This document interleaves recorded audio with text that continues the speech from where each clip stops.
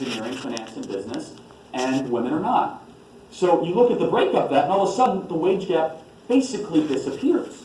It goes to less than half of 1 cent when you factor all that in. Then finally you factor in that last component, which is really, really important. Hours worked, and a choice that women usually make to voluntarily leave the workforce in their late 20s to have children.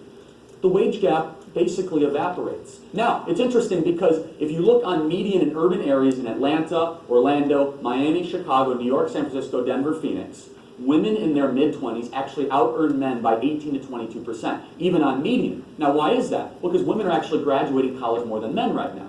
Women are actually getting more doctorates than men. Women are getting more master degrees than men. Women are going to the STEM fields quicker in this generation than anyone before. But they say, but the feminists will say, but it flattens out in their 30s. Yes, because women become mothers, and they want to spend time with their children, and then they might re-enter the workforce when they're 36. But if you exit the workforce at 27 and you re-enter at 36, and you've lost those 9 years, unfortunately, an employer is going to look at a man that had those 9 years of experience, those 9 years of institutional experience and credibility, and he's going to have a higher wage and pay for that more. There's nothing that a government law would do to fix this. Now people say, well, Charlie, women are paid less for equal work. That's illegal. That is illegal. There is a law on the books passed by JFK in the 1960s that said if there is gender-based wage discrimination, you go to jail. The Department of Labor is actively looking for this, and if anyone has ever experienced this, if you're being discriminated against because of your gender, whether a man or woman, report it to the Department of Labor.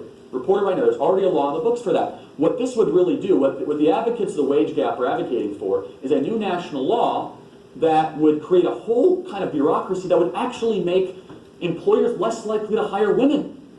Because if I'm going to get in trouble for paying on these crazy studies not based on occupation or major or work experience, how long I've been in the workforce, then why should I hire women at all? I don't have to hire women, but if I hire them and I get in a lot of trouble because of some arbitrary study, then you know what? Then I'm going to be punished, I'm going to be garnished. So it's really interesting because you can try to create these movements based on 77 cents on the dollar. The stats just don't reflect that. And it's really frustrating me because what it does is it also delegitimizes the strides that millennial women have made recently.